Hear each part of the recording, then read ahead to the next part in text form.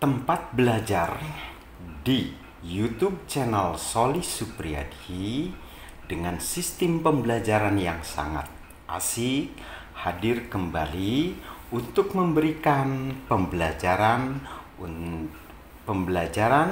sumber energi tak terbarukan.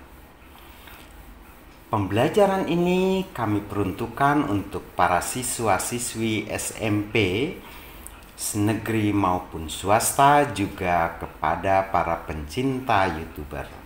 Kami juga akan share ke Instagram, Twitter maupun Facebook. Jangan lupa subscribe, juga share dan nyalakan loncengnya untuk supaya kita saling mendukung dalam dunia YouTuber. Anak-anakku sekalian, juga para pemirsa pencinta YouTube.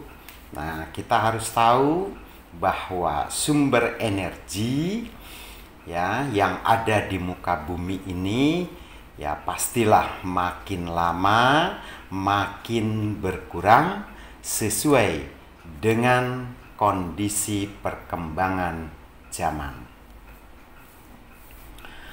Kebutuhan energi dari waktu ke waktu selalu bertambah sebanding dengan pertambahan jumlah penduduk. Begitu ya. Jadi, kebutuhan energi itu akan sesuai dengan pertambahan jumlah penduduk.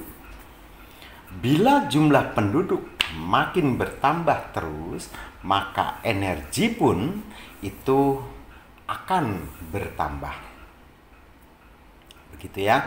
Nah, solusinya kita harus mencari solusi-solusi bagaimana supaya energi bertambah sesuai dengan kebutuhan umat manusia.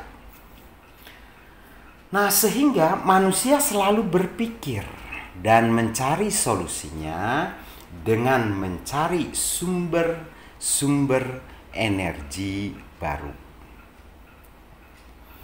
Nah, karena energi yang diproduksi untuk kebutuhan umat manusia itu yang ada saat ini pastilah lama-kelamaan akan habis, akan berkurang. Nah, berarti kita harus mencari solusi-solusi baru untuk menghasilkan energi, gitu ya. Nah, energi yang kita perlukan itu baik energi tak terbarukan maupun energi terbarukan. Maka kami mengajak kepada pencinta YouTuber untuk menggali energi baru yang ada di lingkungan kita. Begitu ya. Nah, menggali energi yang baru itu harus disertai tanpa merusak lingkungan, namun menguntungkan untuk alam maupun untuk umat manusia. Begitu ya. Nah, jadi kita harus menggali sumber-sumber energi baru yang tidak merusak lingkungan tetapi bermanfaat untuk umat manusia. Energi yang bisa kita kembangkan yang ada di bumi kita itu banyak sekali ya. Nah, antara lain yang bisa kita kembangkan, satu, energi matahari. Kalian harus tahu bahwa sinar matahari di bumi kita itu hampir 8 jam. Ya, 8 jam sinar itu menerangi bumi Indonesia. Dan energi cahaya matahari ini sampai saat ini baru dipergunakan hanya untuk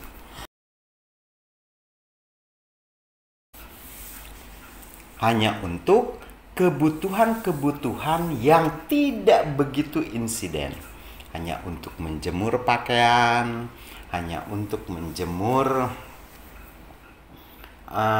benda-benda yang harus dikeringkan, hanya untuk penguapan dan lain sebagainya.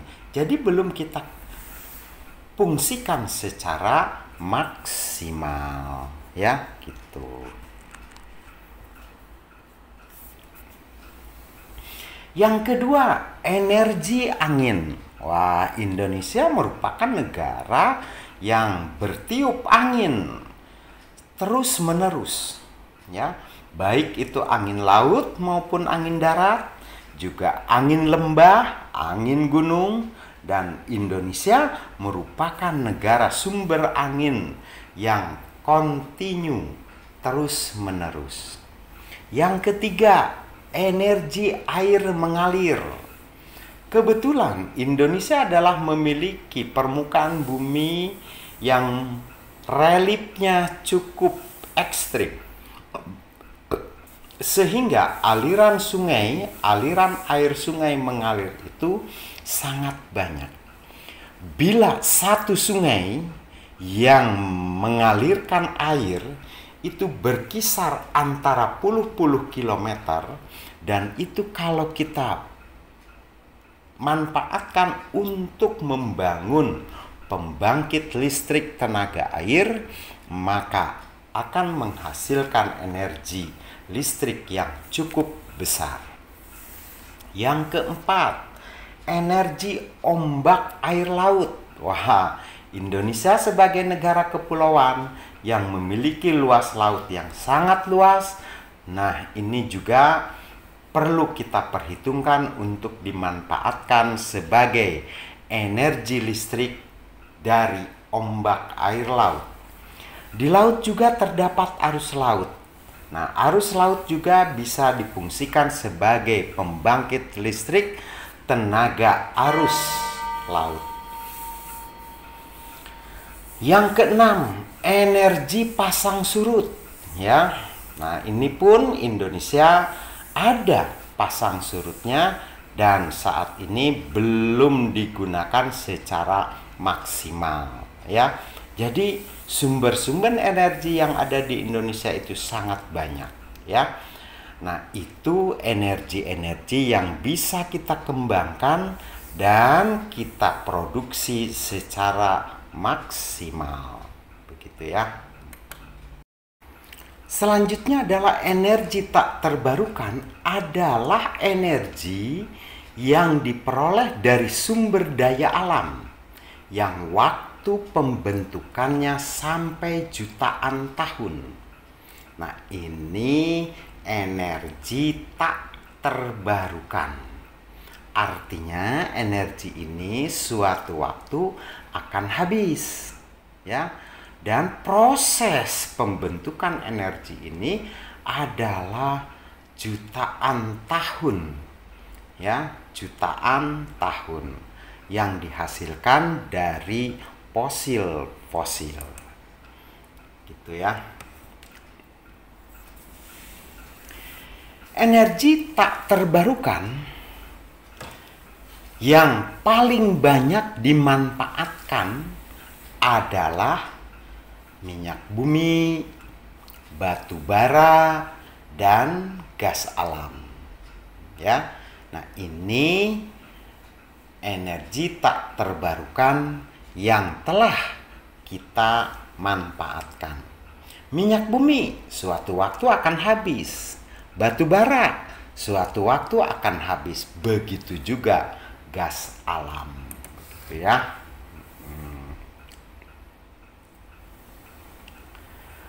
Nah, ketiga energi yang tadi saya sebutkan itu digunakan dalam kehidupan sehari-hari, yaitu pada industri, untuk pembangkit listrik maupun transportasi, ya.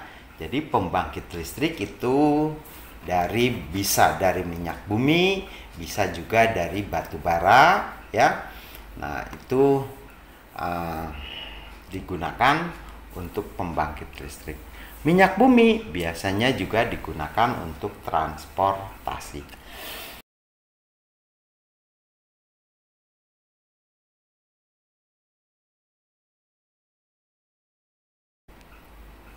Berdasarkan hasil perhitungan para ahli, minyak bumi akan habis 30 tahun lagi.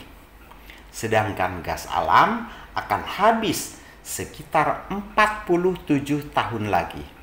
Dan batu bara akan habis sekitar 193 tahun lagi. Gitu ya. Nah, itu sumber-sumber energi.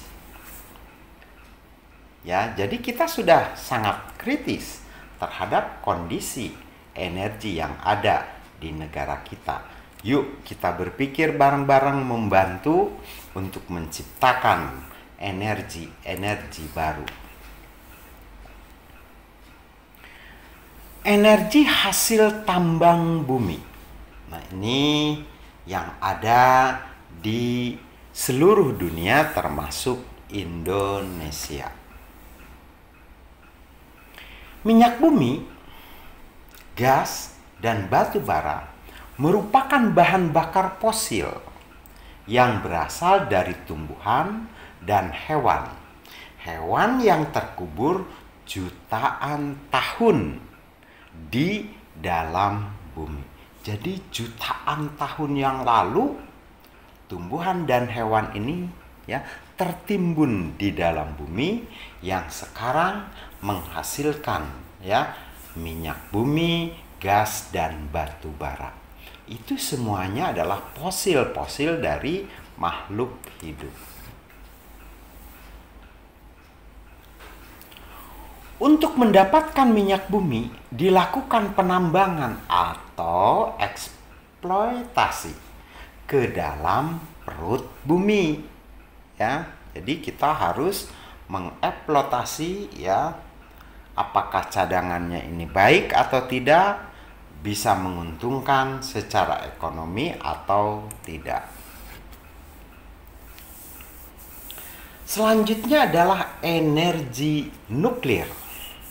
Nah, ya, mungkin sudah banyak yang berbicara mengenai energi nuklir. Energi nuklir adalah energi potensial yang terdapat pada partikel di dalam nukleus atom. Nah, itu energi nuklir ya yang sedang dikembangkan saat ini.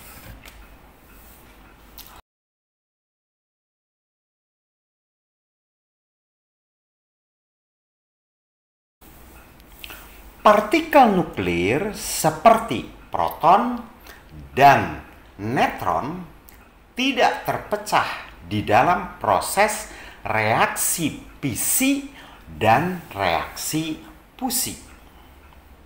Nah, jadi benar-benar proton dan neutron ini ya dimanfaatkan diproses secara fisi maupun fusi.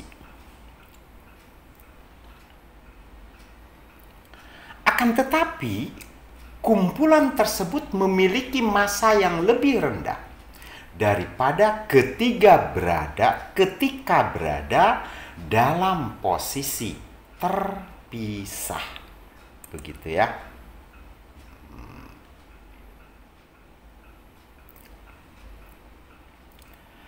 Adanya perbedaan massa ini, maka dibebaskan dalam bentuk energi panas melalui radiasi nuklir, begitu ya. Jadi dari reaksi nuklir ini menghasilkan energi panas, begitu ya. Oke, kepada para pencinta YouTuber ya dan para siswa-siswi yang turut menonton video kami ini, kami berdoa mudah-mudahan bermanfaat ya ilmu ini ya dan bisa mengikutinya. Jangan lupa subscribe, juga nyalakan loncengnya, juga sampaikan kepada teman-teman yang memerlukan pembelajaran IPA adanya di tempat belajar channel Soli Supriyadi.